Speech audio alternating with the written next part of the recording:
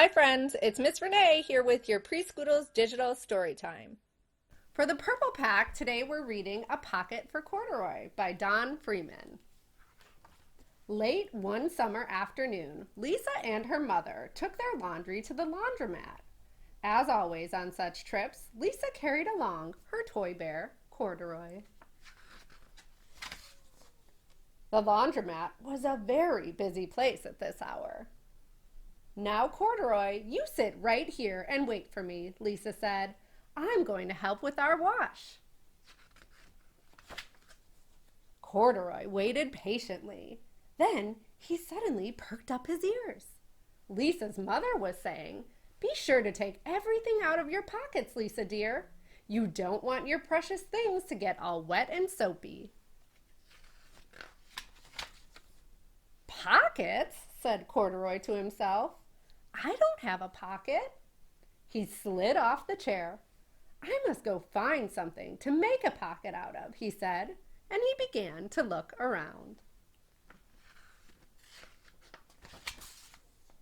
First, he came to a pile of fancy towels and washcloths, but nothing was the right size or color. Then he saw a huge stack of colorful clothes in a laundry bag. "There ought to be something in there to make a pocket out of," he said. Without hesitating, he climbed inside the bag, which was filled with pieces of wet laundry. The dampness didn't bother Corduroy in the least. "This must be a cave," he said, sighing happily. "I've always wanted to live in a dark, cool cave." When the time came for Lisa to fetch her bear, he was gone.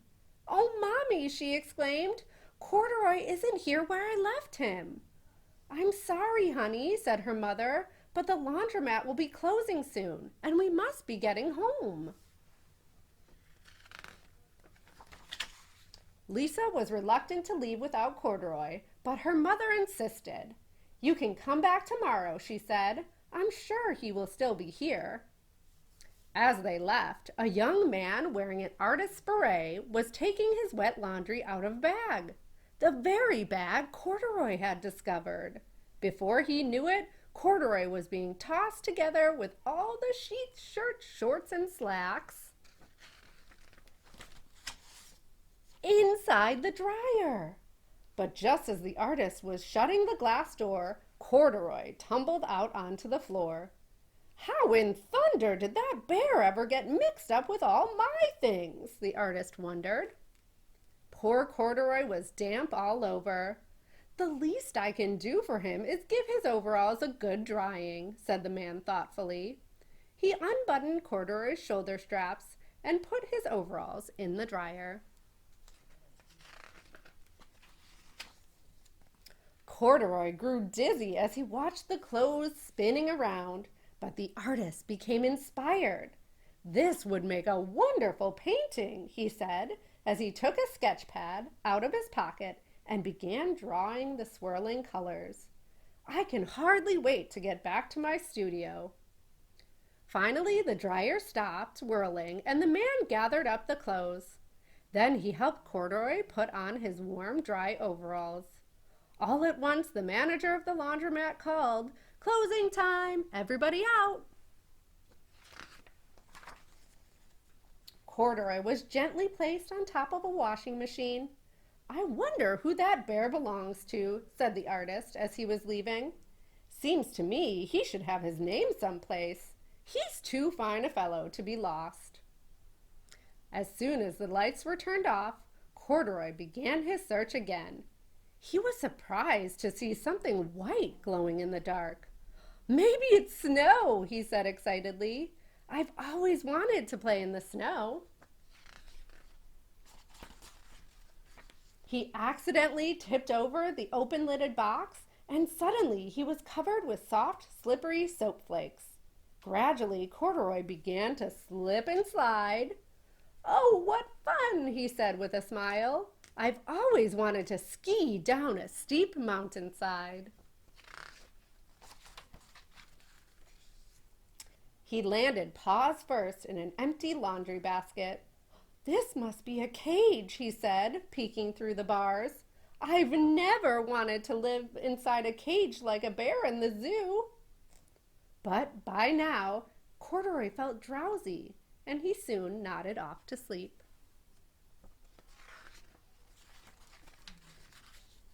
Next morning, when the manager came to open the door of the laundromat, there was Lisa waiting. I left something here yesterday, she explained. May I look around? Certainly, said the manager.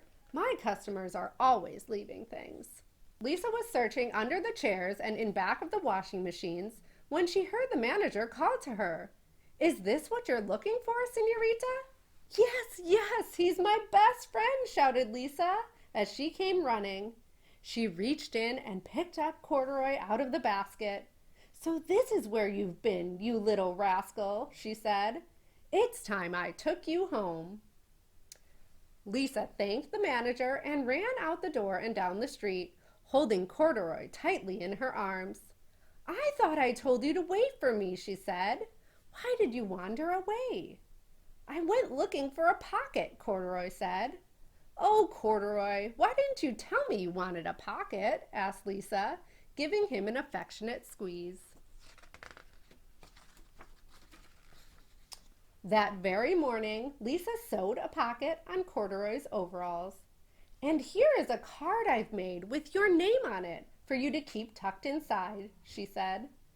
I've always wanted a purple pocket with my name tucked inside, said Corduroy, as he and Lisa nuzzled noses. The end. I hope you enjoyed our Preschoodles story time. Have a great day, and don't forget to visit preschoodles.com for more.